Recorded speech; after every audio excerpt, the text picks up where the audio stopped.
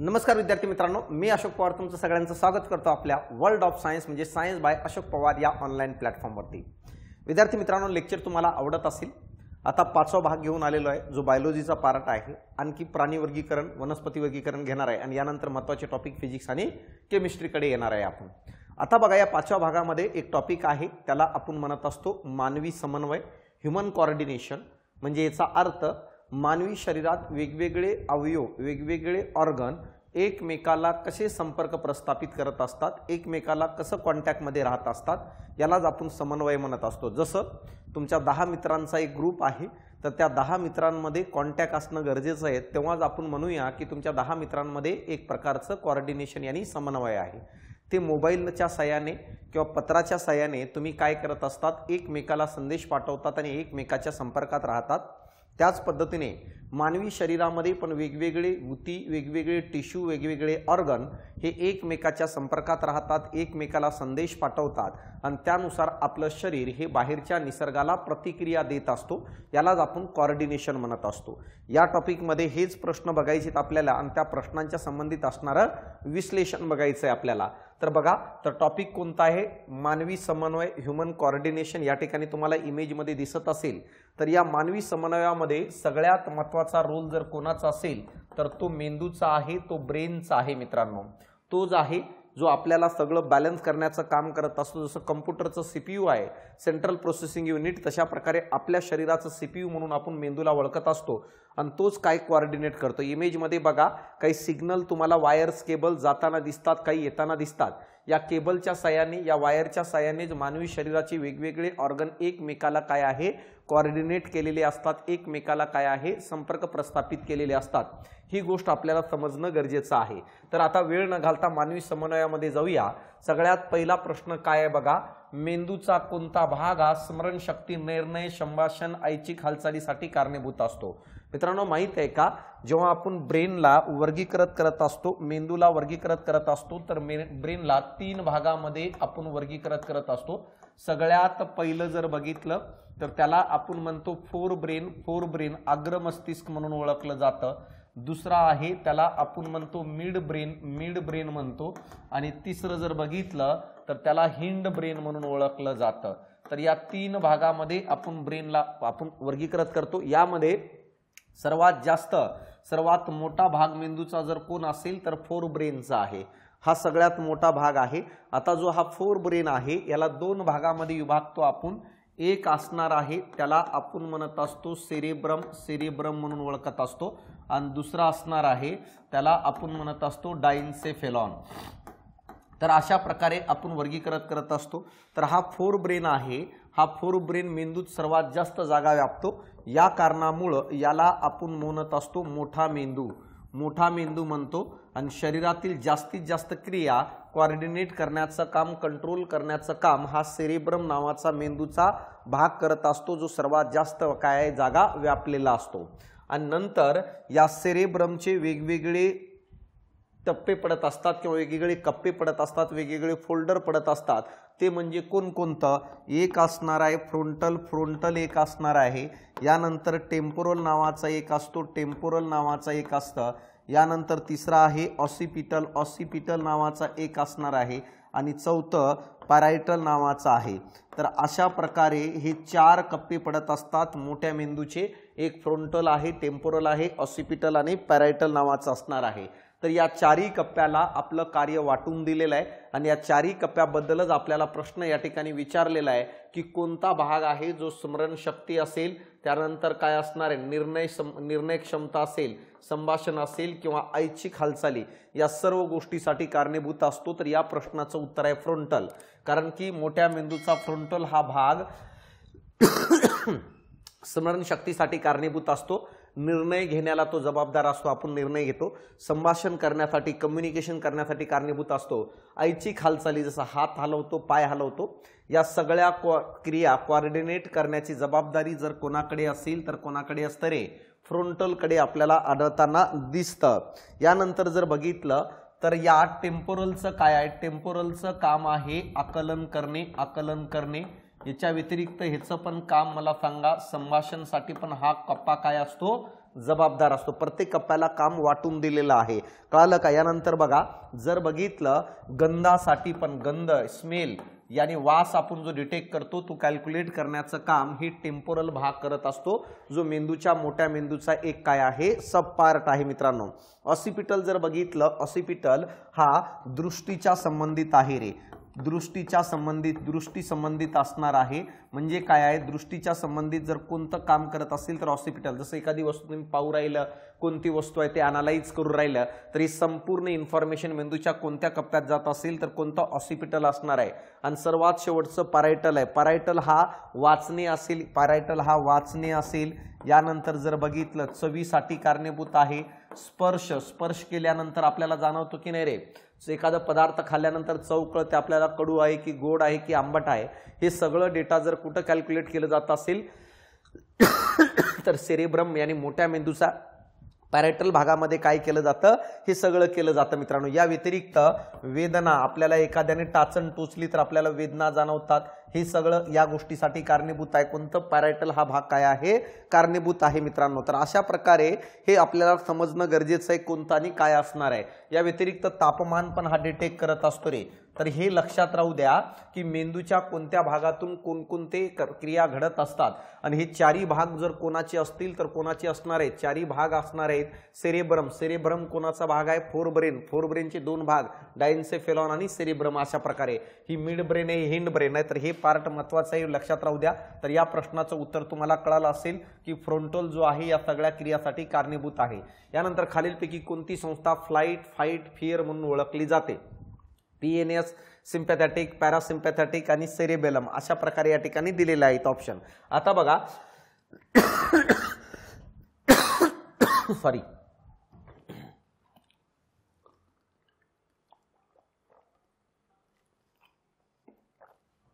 आता बघा हा PNS जो आहे हे चेतांपासून बनलेला आहे आणि ह्याचं काम आहे माहिती गोळा करणे. माहिती गोळा करणे हे जर कोणाचं कार्य असेल तर पेरिफेरल नर्व सिस्टमचं असणार आहे. नर्व पासून बनलेला आहे, त्याला पेरिफेरल नर्व सिस्टम किंवा परिघीय चेतासंस्था म्हणत असतो. राहिलं आता बघा सिम्पॅथॅटिक आणि पॅरासिम्पॅथॅटिक हे दोघंही जर बघितलं तर ऑटोनॉमस नर्व सिस्टमचे भाग आहेत, ज्याला आपण स्वायत्त चेतासंस्था म्हणून ओळखत असतो. सेरेबेलम जो आहे हा मेंदूचा भाग आहे, ज्याला आपण छोटा मेंदू म्हणत असतो आणि हे आपल्या हालचालीवर नियंत्रण ठेवत असतं. जसं उभा राहणे, पळणे असेल, चालणे असेल, पोहणे असेल, तर हालचालीच्या क्रियेवर नियंत्रण ठेवतो छोटा मेंदू, ज्याला सेरेबेलम म्हणतो, जो हिंड ब्रेनचा पार्ट आहे, पश्च मस्तिष्काचं. आता बघा या ठिकाणी खालीलपैकी कोणती संस्था ही फ्लाइट यानी पळून जाणे, फाइट आणि फिअर म्हणतो. आता बघा फ्लाइट, फाइट आणि फिअर ह्या क्रिया कधी घडतात माहित आहे का? कधी घडतात? जेव्हा आपल्यावर आणीबाणी लागू होते, जेव्हा आणीबाणीची परिस्थिती निर्माण होते तेव्हा आपल्याला या प्रक्रिया घडताना दिसतात. जसं उदाहरणामध्ये अचानक तू रस्त्याला जात असताना तुझ्या समोर वाघ आला. वाघ आल्यानंतर, वाघाला बघितल्यानंतर मला सांगा, एकतर तू खूप कॉन्फिडंट असेल तर वाघासोबत मला सांगा तो काही करू शकतो, फाईट करू शकतो. तुला जर वाटलं की नाही वाघासोबत आपण फाईट करू शकत नाही, तू फ्लाइट करू शकतो यानी पळून जाऊ शकतो. आणि अशा वेळेस तू खूप घाबरलेला असतो, तर या अवस्थेला आपण म्हणतो आणीबाणीची अवस्था.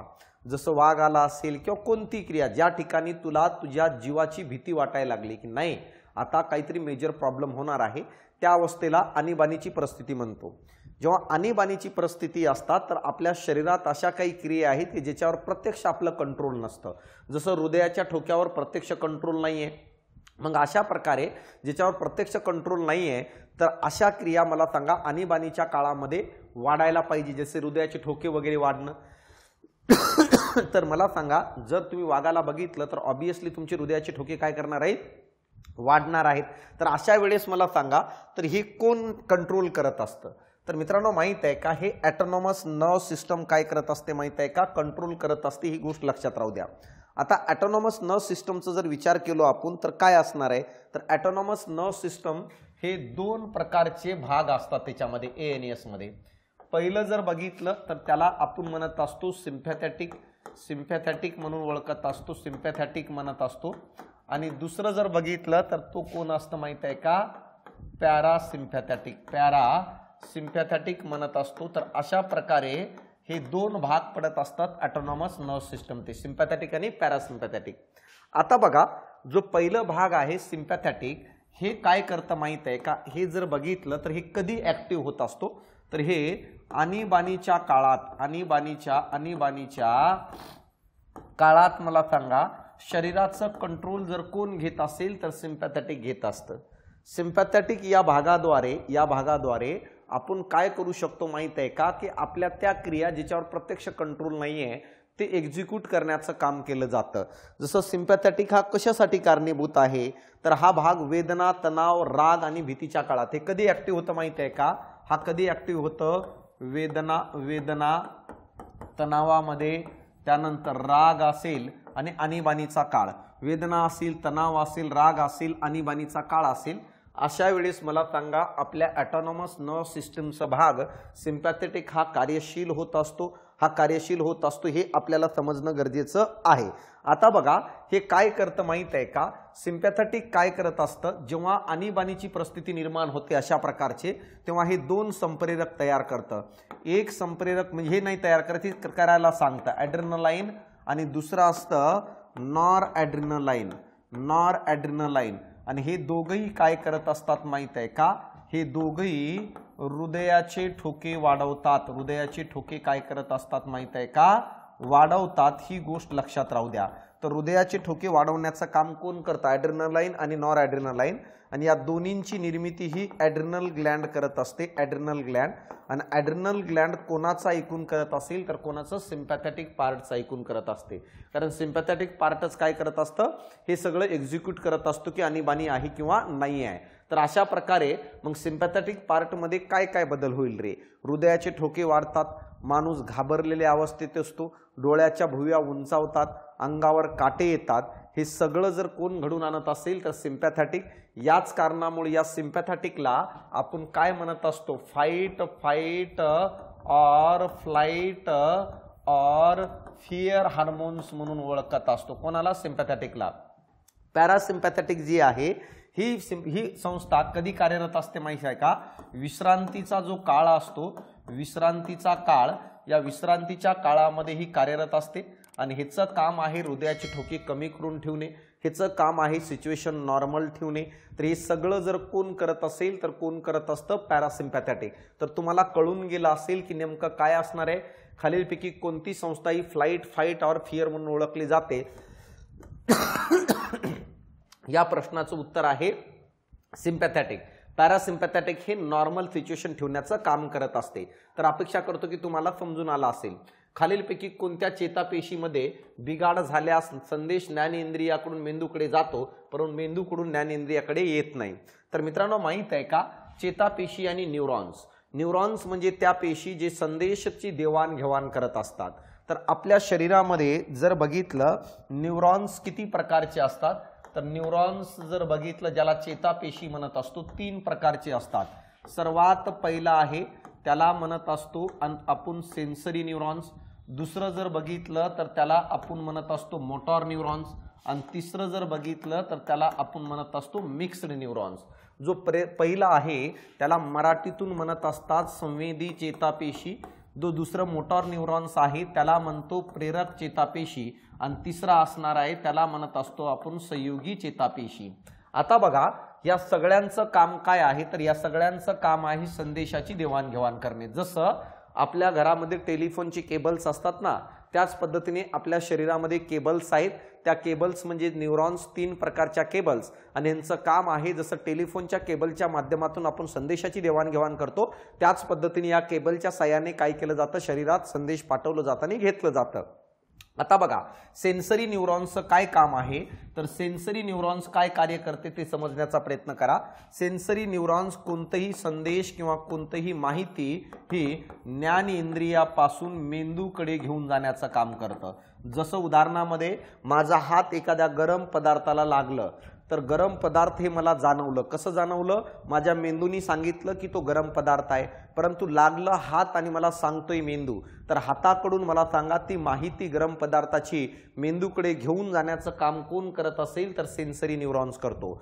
सेन्सरी न्यूरॉन्सच्या साहाय्यानेच तुम्हाला आजूबाजूच्या माहितीचं आकलन होतं किंवा ती माहिती प्राप्त होते. जर सेन्सरी न्यूरॉन्स बंद झाल्या तर तुमच्या शरीराला तुमच्या आजूबाजूला काय आहे हे अजिबात तुमच्या मेंदूपर्यंत जात नाही मित्रांनो. तर सेन्सरी न्यूरॉन्स ही माहिती आपल्या शरीराच्या भागाकडून मेंदूकडे आणि ज्ञानेंद्रियाकडून मेंदूकडे घेऊन जाण्याचं काम करतं. आता ती माहिती मेंदूकडे कॅल्क्युलेट झाली तर मेंदूनी रिप्लाय द्यायला पाहिजे. जसं गरम पदार्थाला हात लावल्यानंतर म्हणायला पाहिजे यार चटका लागला, हा गरम आहे. तर रिटर्न रिप्लाय कोण देणार तर मेंदूकडून मला सांगा संदेश किंवा कॅल्क्युलेट झालेली माहिती ही मेंदूकडून रिटर्न आणण्याचं काम ज्ञानेंद्रियापर्यंत रिटर्न आणण्याचं काम कोण करत असेल तर मोटॉर न्यूरॉन. जर समजा ही बंद असेल ना तर मित्रांनो रिप्लाय देता येत नाही. जसं गरम पदार्थाला हात लावलो मी तर मला जाणवते हा गरम आहे, मला जाणवते माझ्या हाताला पळू राहिलं, पण माझ्याकडे ती कॅपॅसिटी नाहीये की ते हात उचलून मी बाजूला ठेवू शकतो. का? कारण की मोटॉर न्यूरॉन जो आहे हे काय आहे बंद पडलेले, कारण रिप्लाय येत नाही तोपर्यंत हात उचलला जात नाही.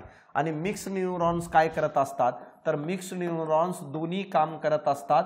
हे ज्ञानेंद्रियापासून संदेश मेंदूकडे जाण्याचं काम करतात आणि मेंदूकडून मला सांगा पुन्हा कोणाकडे घेऊन येत असेल तर मेंदूकडून मित्रांनो माहित आहे का पुन्हा काय आहे, पुन्हा जर बघितलं ज्ञानेंद्रियाकडे. म्हणजे हा ऑलराऊंडर आहे. तर अशा प्रकारे तुम्हाला कळालं असेल. स्टीफन हॉकिंग नावाचा शास्त्रज्ञ ऐकला असेल. स्टीफन हॉकिंगला मोटॉर न्यूरॉनचा प्रॉब्लेम होता म्हणून त्याला सगळं कळत होतं काय घडू राहिलं, पण त्याला एक्सप्रेस करता येत नव्हतं. माहित आहे का रिटर्न एक्सप्रेस न करता येणे ह्याला म्हणतात ना तुझ्या मनात भरपूर काही आहे पण बोलावंसं वाटत नाही, डेअरिंग होत नाही, मार खाईल म्हणून. क्लोरेल की नाही. तर समजायचं जो तुझे मोटॉर न्यूरॉन स्ट्रॉंग नाही आहे की नाही. जसं तुझ्या मनात भरपूर काही आहे, एखाद्याला बोलून टाकावं, खूप वर्ष झाले मनातच ठेवलंय दाबून, काहीतरी बोलावं, कागदावर लिहून द्यावं असं वाटतं की नाही, पण तुझी डेअरिंग होते का नाही होत, कारण मोटॉर न्यूरॉन्स तुझे तयार नाही आहेत. कळालं. बाकी हे सेन्सरी न्यूरॉन्स खतरनाक आहे. तू सगळं प्लॅनिंग करतोस पुढचे 5-10 वर्षाचे. तर हे जे आहे सेन्सरी न्यूरॉन्स, मोटॉर न्यूरॉन्स म्हणजे रिप्लाय देणे. तर आता बघा खालीलपैकी कोणत्या चेतापेशीमध्ये बिघाड झाल्यास संदेश ज्ञानेंद्रियाकडून मेंदूकडे तर जातो परंतु मेंदूकडून रिटर्न येत नाही, तर या प्रश्नाचं उत्तर आहे मोटॉर न्यूरॉन्स मित्रांनो. कळालं का. आणि सेन्सरी न्यूरॉन्स, मिक्स न्यूरॉन्स आणि हे काय आहे तुम्ही आताच बघितलं कसं असणार आहे. यानंतर मानवी ग्रंथीच्या संबंधी योग्य उदाहरणे निवडा. अंतःस्रावी ग्रंथीच्या रसायनासाठी नलिका असते, डक्ट असते. आता बघा या ठिकाणी मी तुम्हाला सांगू इच्छितो की काय असणार आहे, कसं असणार आहे. तर मित्रांनो मानवामध्ये ग्लँड 2 प्रकारचे असतात, समजून घ्या फास्ट मध्ये. एक असतं त्याला आपण म्हणत असतो बाह्यस्त्रावी, ज्याला इंग्लिश मधून म्हणत असतात एक्झोक्राइन ग्लँड. आणि दुसरा असतं त्याला आपण म्हणत असतो अंतःस्रावी, ज्याला आपण एंडोक्राइन ग्लँड म्हणतो. आता बघा ग्रंथी म्हणजे काय. ग्लँड म्हणजे शरीरातील असे अवयव ज्याच्यामध्ये रसायन तयार करण्याची कॅपॅसिटी आहे. आणि हे 2 प्रकारचे अवयव आहेत किंवा 2 प्रकारच्या ग्रंथी आहेत. एक असणारे बाह्यस्त्रावी, दुसरी आहे अंतःस्रावी. बाह्यस्त्रावी मधून जो रसायन तयार होतं कळलं का त्याला विकर म्हणत असतात. त्याला विकर म्हणतो आपण, विकर, ज्याला इंग्लिश मधून म्हणतो आपण एन्झाईम. आणि अंतःस्रावी मधून जो तयार होणारा संप्रेरक रसायन असतो त्याला आपण संप्रेरक म्हणत असतो, त्याला संप्रेरक म्हणतो. याला आपण हार्मोन्स म्हणून ओळखत असतो. लक्षात राहू द्या, हार्मोन्स म्हणतो. दुसरं काय फरक आहे बघा. या बाह्यस्त्रावी ग्रंथीतून तयार होणाऱ्या रसायनाच्या आणि विकराच्या वहनासाठी मित्रांनो माहित आहे का नलिका असते रे. नलिका काय आहे असते. यानी काय आहे ही अशी ग्रंथी आहे बाह्यस्त्रावी ज्याच्यात रसायन तयार झाल्यानंतर त्याच्यातून तो रसायन बाहेर पडण्यासाठी नळ उपलब्ध असतो. नळाच्या साह्याने काय ते बाहेर, जसं असं पाण्याचं भांड आहे की ज्याला नळ उपलब्ध आहे ते म्हणजे बाह्यस्त्रावी आहे. जसं अशी ग्रंथी आहे ह्याच्यात रसायन तयार झालं तर त्याच्या वहनासाठी अशा प्रकारे बाहेर जर पाईप आणि नळ उपलब्ध असेल त्याला नलिका, त्याला डक्ट म्हणत असतो. तर अशा ग्रंथीला आपण बाह्यस्त्रावी म्हणत असतो. बाह्यस्त्रावी का म्हणतो कारण बाहेर रसायन फेकण्याचं काम करते, कारण त्याला नळ उपलब्ध आहे. जसं एखाद्या भांड्याला किंवा ह्याला असतो ना नळ उपलब्ध, त्या पद्धतीने काय आहे त्याला बाह्यस्त्रावी म्हणत असतो. विकराच्या वहनासाठी नलिका असते. तिसरं पॉइंट जर बघितलं विकर शरीरात साठवता येतं रे. विकर शरीरात साठवता येतं. म्हणजे याचा अर्थ हे जे एन्झाईम्स तयार होत असतात ना याला शरीरात साठवून ठेवण्याची व्यवस्था करण्यात आलेली आहे। वेगवेगळे भांडे आहेत आपल्या शरीरामध्ये, ज्या भांड्यांमध्ये हा विकर साठवून ठेवता येतो कारण की नंतर वापरता यावं म्हणून। कोणकोणत्या ग्रंथी आहेत बाह्यस्त्रावी, तर उदाहरण जर बघितलं तर एक असणार आहे लाळ ग्रंथी। लाळ ग्रंथी ही बाह्यस्त्रावी आहे। दुसरं लिव्हर यानी यकृत ही बाह्यस्त्रावी आहे। यानंतर जठर ग्रंथी पण ही बाह्यस्त्रावी आहे।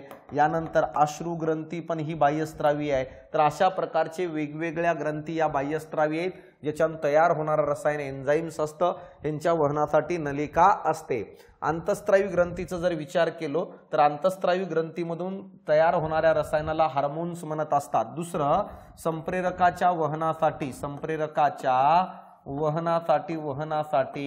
मित्रांनो माहित आहे का, नलिका नसते रे, नलिका नसते। यालाच आपण डक्टलेस ग्लॅंड म्हणतो। म्हणजे अशी ग्रंथी आहे ज्याच्यातून संप्रेरकाला बाहेर पडण्यासाठी कोणतीही नलिका नसते। मग सर ह्याच्या आतमध्ये तयार होणारा हार्मोन्स दुसऱ्या ठिकाणी कसं पाठवलं जातं, तर तो रक्तामार्फत पाठवलं जातं। कारण अंतस्त्रावी ग्रंथीमध्ये जसं रसायन तयार होतो संप्रेरक हार्मोन्स, तो रक्तात टाकलं जातं आणि रक्तामार्फत तो काय केलं जातं, डिस्ट्रीब्यूट केलं जातं।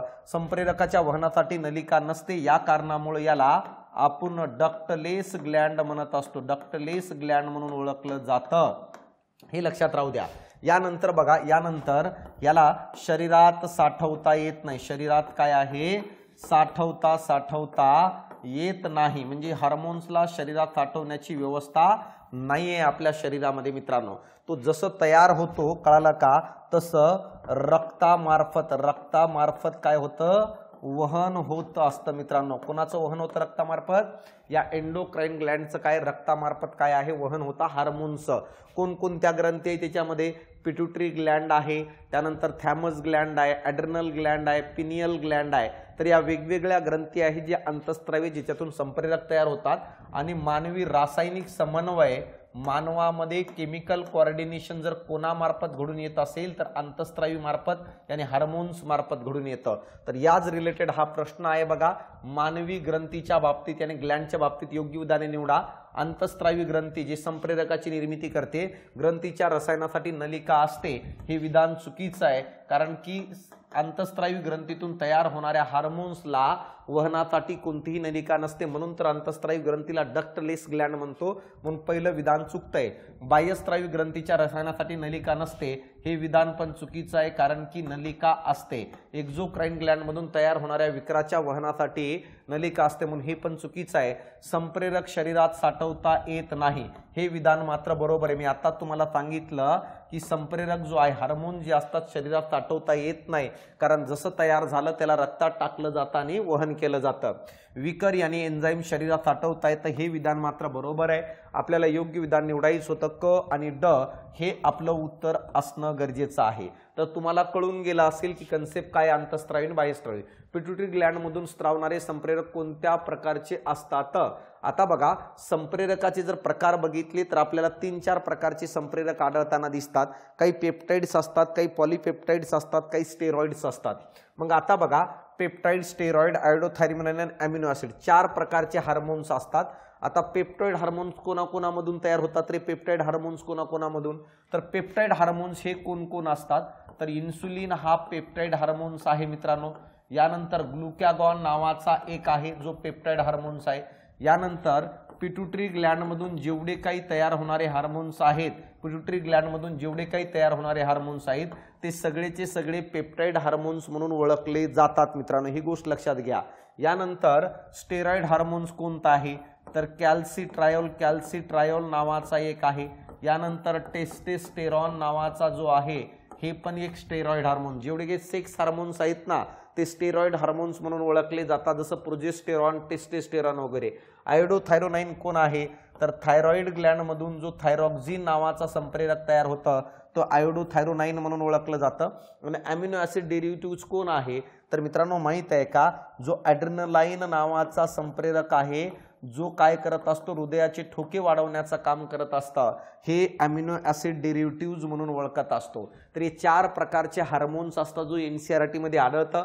विचारलं जाईल पिट्युटरी ग्लॅंड, इन्सुलिन, ग्लुकागॉन कोणत्या प्रकारचा आहे, सेक्स हार्मोन्स कोणत्या प्रकारचे आहेत, आयोडोथायरॉक्सिन कोणत्या प्रकारचं आणि ॲड्रिनलाइन कोणत्या प्रकारचं. तर ह्याचं उत्तर जर काय असेल तर पिट्युटरी ग्लॅंडमधून तयार होणारे संप्रेरक हे पेप्टाइड प्रकारचे असतात. याने काय पहिलं अंतर आहे. पिट्युटरी ग्लॅंडच्या अँटेरियर भागातून कोणते संप्रेरक तयार होतात असा प्रश्न या ठिकाणी दिलेला आहे. मित्रांनो माहित आहे का पिट्युटरी ग्लॅंड आपल्या मेंदूमध्ये असते. पिट्युटरी ग्लॅंडला मास्टर ग्लॅंड म्हणून ओळखत असतं का? कारण पिट्युटरी ग्लॅंड शरीराच्या अन्य ग्रंथीवर कंट्रोल ठेवून शरीराचं कार्य नियंत्रित करत असते. जेव्हा आपण पिट्युटरी ग्लॅंडला मेंदूमध्ये पाहतो तर या ठिकाणी तुम्हाला दिसत असेल लसूण जी आहे, लसणासारख्या आकार असतो पिट्युटरी ग्लॅंडचा, या ठिकाणी डायग्राम मध्ये दिसत असेल ही पिट्युटरी ग्लॅंड आहे. या पिट्युटरी ग्लॅंडचे दोन भागात आपण वर्गीकरण करतो. पिट्युटरी ग्लॅंडला दोन भागामध्ये आपण काय करत असतो, वर्गीकृत करत असतो. दोन भाग कोणकोणते ते लक्षात राहू द्या. पिट्युटरी ग्लॅंड जो आहे याला दोन भागामध्ये आपण काय करत असतो, वर्गीकृत करत असतो.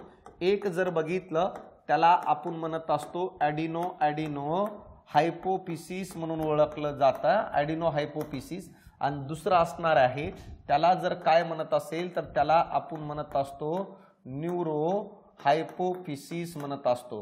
तर या दोन भागामध्ये पिट्युटरी ग्लॅंडला आपण काय करत असतो, वर्गीकृत करत असतो.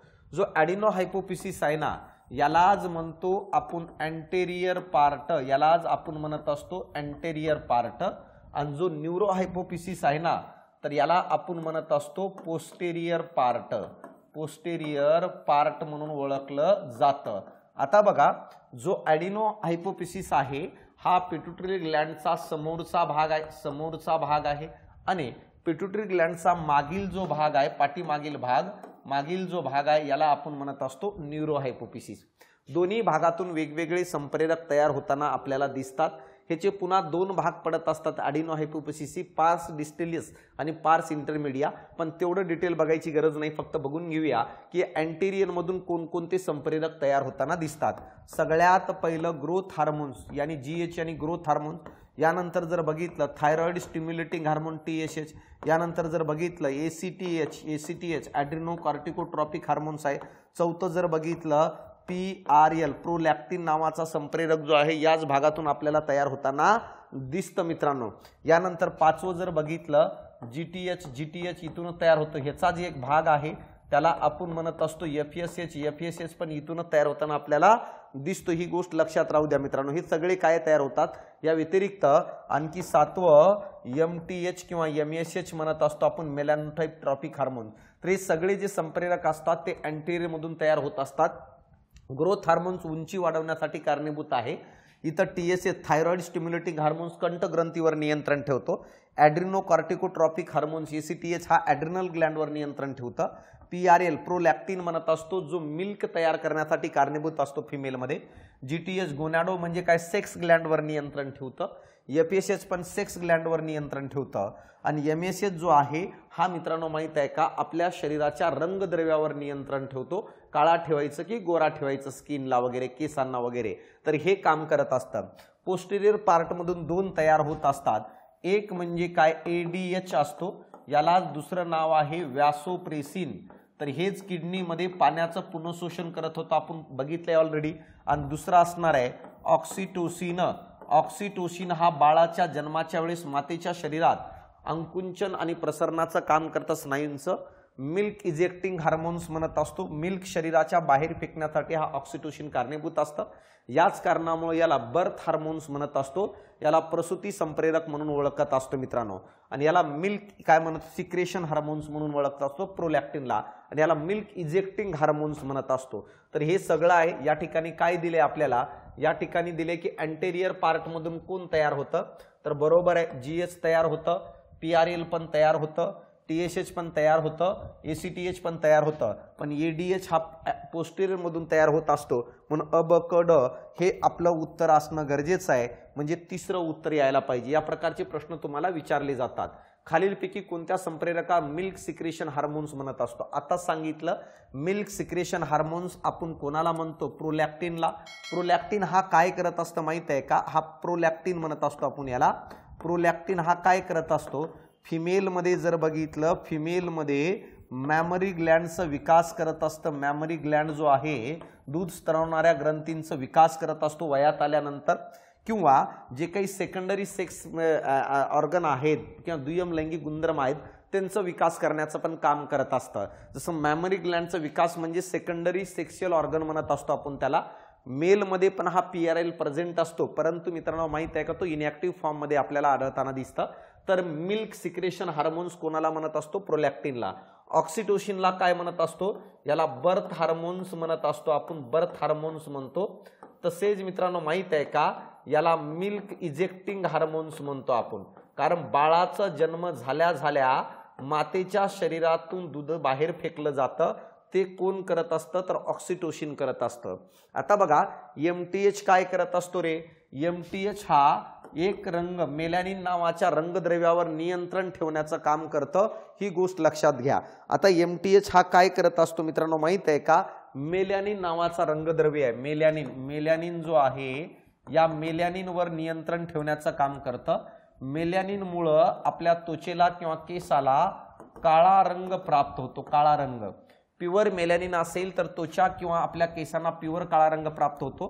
मेलॅनिनमध्ये लोखंड जर मिक्स झाला तर त्यावेळेस केसांना वगैरे तांबडा रंग प्राप्त होताना दिसतो, आणि जर याच मेलॅनिनमध्ये सल्फर मिक्स झालं तर केस वगैरे पांढरा रंग तयार व्हायला सुरुवात होऊन जातं। तर अशा प्रकारे हे मेलॅनिनवर नियंत्रण ठेवण्याचं काम या रंगद्रव्यावर MTH करत असतो।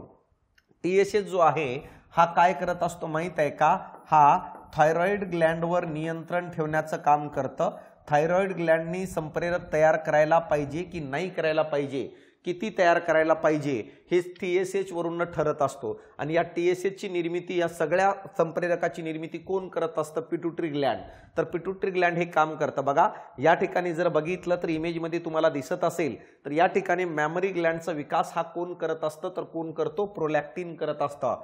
आणि बाळाच्या जन्माच्या नंतर मिल्क शरीराच्या बाहेर फेकण्याचं काम कोण करत असतं? ऑक्सिटोसिन। मित्रांनो माहित आहे का या ऑक्सिटोसिनला लव हार्मोन्स म्हणून पण ओळखलं जातं रे। का?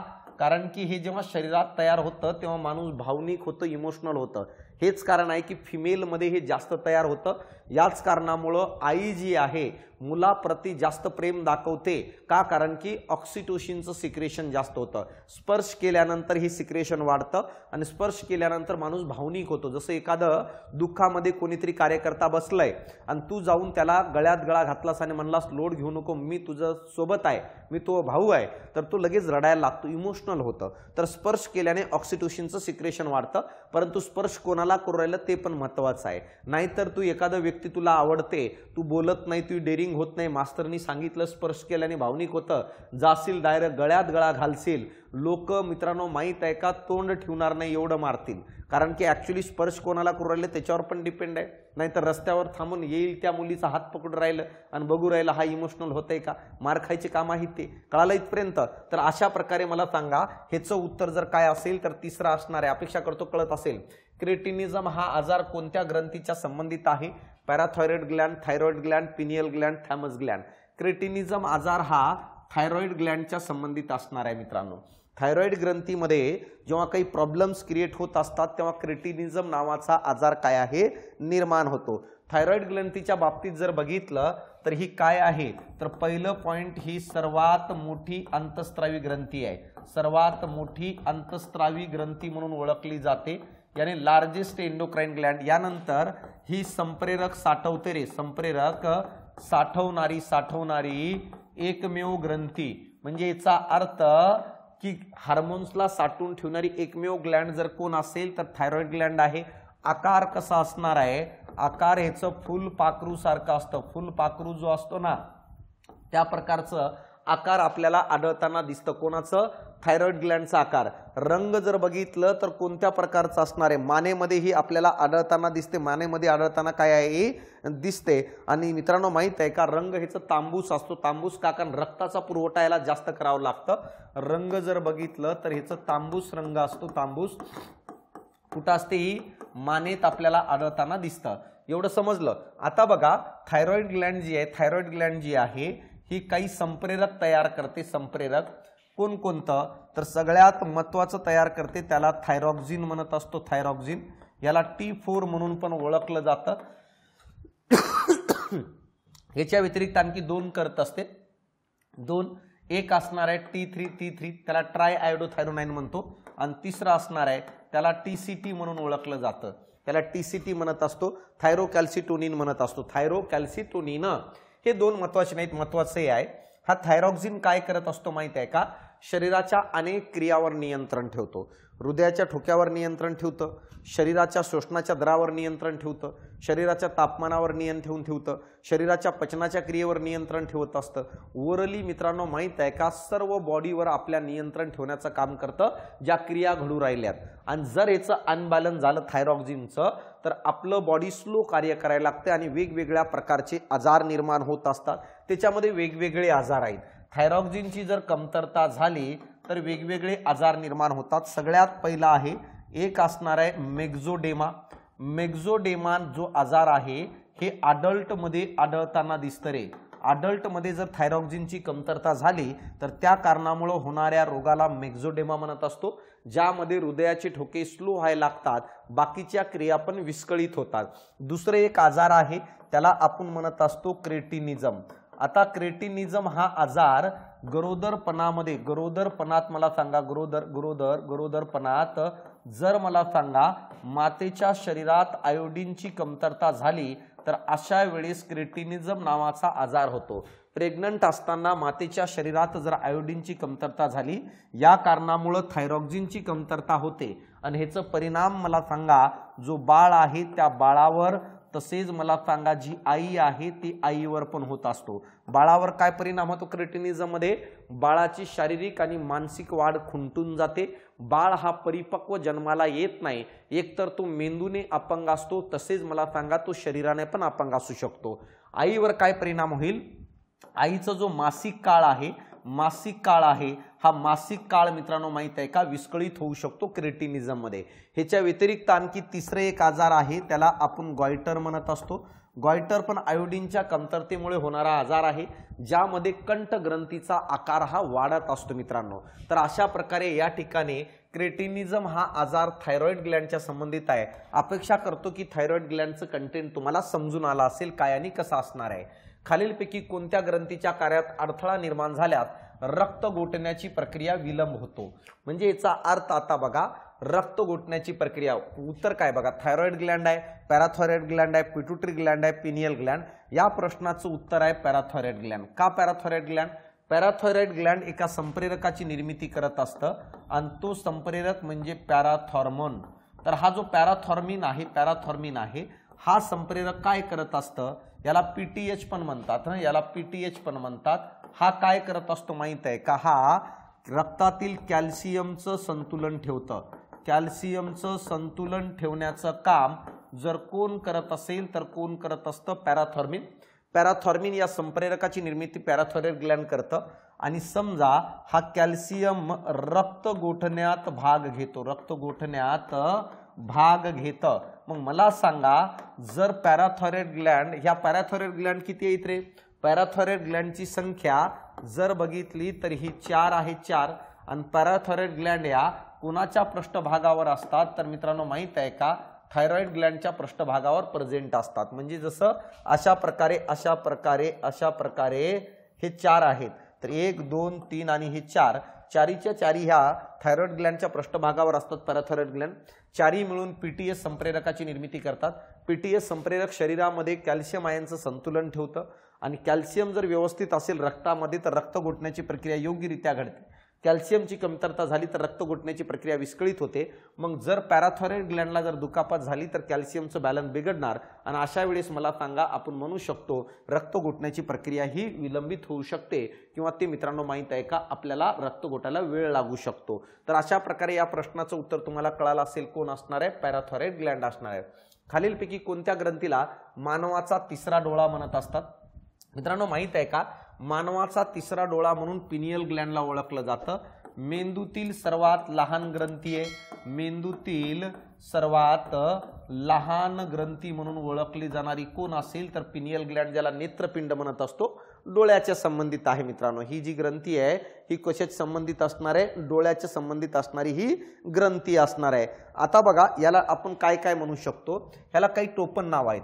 पिनियल ग्लँडला आपण मानवाचा तिसरा डोळा म्हणतो, तिसरा डोळा म्हणून ओळखलं जातं। या व्यतिरिक्त याला आपण मानवी शरीराची इंटरनल क्लॉक म्हणत असतो, इंटरनल क्लॉक। कारण की आपल्या शरीराचा जो रिदम आहे, शरीराचं जो रिदम आहे हे रिदम काउंट करण्याचं काम कोण करत असतं? Pineal Gland. जसं उदाहरणामध्ये दिवसा जागायला पाहिजे, रात्री झोपायला पाहिजे, भूक लागली तर जेवायला पाहिजे, तहान लागली तर पाणी प्यायला पाहिजे, किंवा उद्या 9 वाजता क्लासला जायचंय, उद्या 11 वाजता क्लासला जायचंय, मग हे शरीराकडून कोण काउंट करून ठेवलं जातं? मित्रांनो, माहित आहे का, तुम्ही एका दिवशी अलार्म न लावता संध्याकाळी असं ठरवून जा की नाही आपल्याला उद्या लवकर उठायचंय, तर ऑटोमॅटिक आपलं शरीर आपल्याला उठवतंय। तर नाही ना, आम्ही दररोज ठरवतो लायब्ररीला लवकर जाऊ, उठणं होत नाही। भाऊ, अशा टाइमला तो क्लॉक नाही जागू होत, तिसरा डोळा त्यावेळेस नाही उघडत तुला। तिसरा डोळा कधी उघडेल रे? तुला उद्या कोणीतरी म्हटलंय सकाळी लवकर भेटायलाय 5-6 वाजता, भाऊ माहित आहे का 3 वाजताच उठशील ना झोपेतून, तुला अलार्म लावायची गरज आहे का? नाही ना। तू सेट कसं करतोस प्रायोरिटीनुसार त्याच्यावर डिपेंड आहे की तिसरा डोळा तो उघडणार किंवा नाही उघडणार। काही काहींचं आयुष्यभर उघडत नाही, तिसरा डोळा ज्यांचं लवकर उघडलं ते जिंकले मित्रांनो। याच कारणामुळं इंटरनल क्लॉक म्हणत असतो, शरीराचं सगळं काउंट करण्याचं काम करत असतं ही घड्याळ मित्रांनो। आता बघा हे सगळं कसं करत असतं, पिनियल ग्लँड एका रसायनांची निर्मिती करतं, त्याला मेलॅटोनिन म्हणत असतो। मेलॅटोनिन हा दिवस रात्र याची जाणीव करून देत असतं, आपल्या रंगद्रव्यावर नियंत्रण ठेवतं, फिमेलमध्ये मासिक काळ काउंट करण्याचं काम करत असतं। तर हे सगळं तापमान नियंत्रित करत असतो, कारण दिवसा शरीर वेगळं एक्झिक्यूट करतं, रात्री वेगळं, मग हे कोण काउंट करत असतं? मेलॅटोनिन संप्रेरक निर्मिती कोण करतं? पिनियल ग्लँड करत असते। समजली इथपर्यंत? आता बघा ही थॅमस ग्लँड काय करते? थॅमस ग्लँड मला सांगा, टी लिम्फोसाइटचा विकास करतं, टी लिम्फोसाइटचा विकास करतं। टी लिम्फोसाइट ह्या शरीरात प्रतिकार क्षमता निर्माण करतात, इम्युनिटी पॉवर निर्माण करण्याचं काम करत असतात। तर विचारलं जाईल कोणत्या ग्रंथीला दुखापत झाल्यास इम्युनिटी पॉवर कमी होते? तर थॅमस ग्लँड, कारण टी लिम्फोसाइट या WBCचं प्रकार आहे, ह्याचं वाढ आणि विकास करतात, जी इम्युनिटी पॉवर निर्माण करत असते मित्रांनो। आणि थॅमस ग्लँड हे प्रतिकारक क्षमता एका संप्रेरकाची निर्मिती करून करत असतं, त्या संप्रेरकाला आपण थायमोसिन म्हणत असतो मित्रांनो। या थायमोसिन नावाच्या संप्रेरकाच्या सहाय्याने थॅमस ग्लँड हे प्रतिकारक क्षमता निर्माण करते आणि टी लिम्फोसाइटचा विकास करतं। थायरॉइड ग्लँड बद्दल तर मी सांगितलं। गोनॅड्स म्हणजे काय? सेक्स ग्लँड असतात, ज्याच्यामध्ये जर बघितलं तर मित्रांनो माहित आहे का, पुरुषामध्ये टेस्टिस असतं आणि फिमेलमध्ये जर बघितलं तर ओव्हरी। हे दोघंही काय करत असतात? स्पर्म आणि एगची निर्मिती करतात। तशाच प्रकारे वेगवेगळ्या प्रकारच्या सेक्स हार्मोनची पण निर्मिती करत असतात। तर हे असणार आहे। आता बघा हा पुस्तक आहे, या पुस्तकात एवढं सुंदर ट्री डायग्राम चार्टच्या स्वरूपात संपूर्ण कंटेंट दिलेलं आहे, मोजून 1 ते 1.5 दिवसामध्ये पूर्ण विज्ञानचं वाचून होऊन जाऊ शकतं। तर यासाठी तुम्हाला जर वाटत असेल की सर आम्ही दुसरं काही एवढं वाचलेलो नाही विशेष, किंवा वाचलोय तरी आम्हाला गरज आहे, तर आवर्जून तुम्ही हे पुस्तक घ्या। पूर्व आणि मुख्य परीक्षेला एकदम बेटर असणारा पुस्तक आहे। एकदा टेलिग्रामला जा, @science by अशोक पवार या टेलिग्राम चॅनलला मी तुम्हाला पिन करून दिले sample copy, @science by Ashok Pawar, सगळं small, Ashok Pawar, science by Ashok Pawar सगळं स्मॉल जोडून टाईप करा, टेलिग्राम चॅनल जॉईन करा आणि सॅम्पल कॉपी बघून घ्या। सॅम्पल कॉपी बघून घ्या, काय असणार आहे? पिन केलेली आहे, पिन केलेली आहे, आणि नंतरच पुस्तक घ्यायचं विचार करा। पुस्तक जर मागवायचं असेल तर खाली नंबर दिले बघा, काय नंबर आहे? 9922 कोरेलका 49 24 15 या नंबरला कॉल करा। आवर्जून तुम्हाला काय पुस्तकाबद्दल सांगितलं जाईल, कसं मागवायचं, काय मागवायचं। पण आवर्जून माझी तरी एक अपेक्षा आहे की बाबा तुम्ही एक टाइमला बॅच थोडं लेट घेतलं तरी चालतं, किंवा गरज नसेल, पण पुस्तक तर वाचावी ना, कारण बेकार फालतू पद्धतीने काही कंटेंट वाचत बसू नका। खालीलपैकी कोणता संप्रेरक स्त्रियांमध्ये गर्भ अवस्थेत मदत करत असतो? तर अशा प्रकारचा या ठिकाणी प्रश्न आहे, कोणता संप्रेरक आहे की महिलांना गर्भ अवस्थेत मदत करण्याचं काम करतो? अशा प्रकारचा प्रश्न या ठिकाणी विचारलेला आहे। तर मित्रांनो माहित आहे का, तो असणार आहे काय आहे? प्रोजेस्टेरॉन। प्रोजेस्टेरॉन हे गर्भ अवस्थेत मदत करत असतं। आणि मित्रांनो माहित आहे का, इस्ट्रोजन जो आहे हे गर्भधारणेच्या अगोदर होतं, गर्भधारणेच्या अगोदर बदल करतं। म्हणजे याचा अर्थ मुली वयात आल्यानंतर जी मुलीमध्ये शारीरिक बदल होतं, म्हणजे शारीरिक बदल होतो वयात आल्यानंतर, आवाजात बदल होणे किंवा बाकीचे कॅरेक्टर्स जे आपल्याला फिजिकली ऑब्झर्वेशनला येतात, तो जो बदल आहे शरीरात तो बदल करण्याचं काम इस्ट्रोजन नावाचा संप्रेरक करतो। आणि जर गर्भधारणा झाली तर गर्भधारणा झाल्यानंतर शरीरात जो बदल होता तो कंट्रोल करण्याचं काम कोण करत असतं, प्रोजेस्टेरॉन नावाचा करत असतो मित्रांनो। तर हे संप्रेरक आहे ते लक्षात राहू द्या। दोन्हीचे दोन्ही हे फिमेल सेक्स हार्मोन्स आहेत, फिमेल सेक्स हार्मोन्स आहेत, फिमेल सेक्स हार्मोन्स। आणि जर तुम्हाला विचारलं की आणखी की सर नेमकं टेस्टेस्टेरॉन काय, टेस्टेस्टेरॉन जो आहे हे मेल सेक्स हार्मोन्स आहे। तर या प्रश्नाचं उत्तर काय दुसरं असणार आहे। खालीलपैकी कोणत्या भागाद्वारे गर्भाला मातेकडून अन्न पुरवठा केलं जातं, तर मित्रांनो त्याला आपण नाळ म्हणत असतो, तर तो प्लॅसेंटा आहे। प्लॅसेंटाद्वारे मला सांगा गर्भाशयात गर्भ असताना मातेकडून मला सांगा अन्न पुरवठा ज्या पाईपद्वारे केलं जातं त्याला प्लॅसेंटा म्हणून ओळखत असतो आपण, प्लॅसेंटा म्हणत असतो। आता बघा फॉलोपियन ट्यूब जो आहे, फॉलोपियन ट्यूब काय आहे, फॉलोपियन ट्यूब मला सांगा हा शुक्राणू हा स्पर्म आहे। स्पर्म मला सांगा स्पर्म वेजायनाद्वारे, वेजायनामध्ये मला सांगा स्पर्म गेल्यानंतर त्याद्वारे ज्या पाईपद्वारे वेजायनातून ज्या पाईपद्वारे मित्रांनो माहित आहे का स्त्री बीज पर्यंत ओवापर्यंत स्पर्म ज्या पाईपद्वारे जातं त्या पाईपलाच आपण फॉलोपियन ट्यूब म्हणून ओळखत असतो। फॉलोपियन ट्यूबद्वारे स्पर्म वेजायनामधून त्या स्त्री बीजापर्यंत जातं। स्त्री बीज झाल्यानंतर मला सांगा स्त्री बीज झाल्यानंतर दोघं एकत्र येतात आणि झायगोट तयार करतात। कोण कोण एकत्र येतात, स्पर्म आणि ओवा, झायगोट। आणि या झायगोटला पण एका पाईपद्वारे गर्भाशयापर्यंत आणलं जातं, गर्भाशयापर्यंत, ज्याला आपण युटेरस म्हणत असतो। तर या पाईपला पण आपण फॉलोपियन ट्यूबच म्हणत असतो। म्हणजे दोन काम करतात, स्पर्म हा वेजायनामधून मला सांगा कोणापर्यंत ओवापर्यंत पाठवण्याचं काम करतं स्त्रीबीजापर्यंत, तसेच स्त्रीबीज आणि स्पर्म एकत्र येऊन मला सांगा झायगोट तयार करतात, त्याला गर्भाशयापर्यंत पाठवण्यासाठी पण हीच फॉलोपियन ट्यूब वापरत असते। युटेरस म्हणजेच काय, गर्भाशय, ज्या ठिकाणी मला सांगा त्या बाळाचं वाढ आणि विकास होणार आहे। तर हे लक्षात राहू द्या, या प्रश्नाचं उत्तर आहे दुसरं मित्रांनो। तर अशा प्रकारे अपेक्षा करतो की तुम्हाला सगळं कंटेंट समजलं असेल। प्रश्न जर रिफ्लेक्ट झाला तर याच्या बाहेर जाणार नाही। लेक्चर आवडत असेल तर आवर्जून लाईक सबस्क्राईब करा। काही बॅचेसची गरज लागत असेल मेन्सच्या वेळेस किंवा कधी तर आवर्जून आपल्या ॲप्लिकेशनला एकदा व्हिजिट द्या। काही अडचण असेल तर खाली दिलेल्या नंबरवर कॉन्टॅक्ट करू शकता। पर्सनली मी तुम्हाला काय बोलू शकतो, गाईड करू शकतो। तर चालतं, भेटू आपण पुढच्या लेक्चरला याच डेडिकेशननी, याच अप्रोचनी। धन्यवाद मित्रांनो।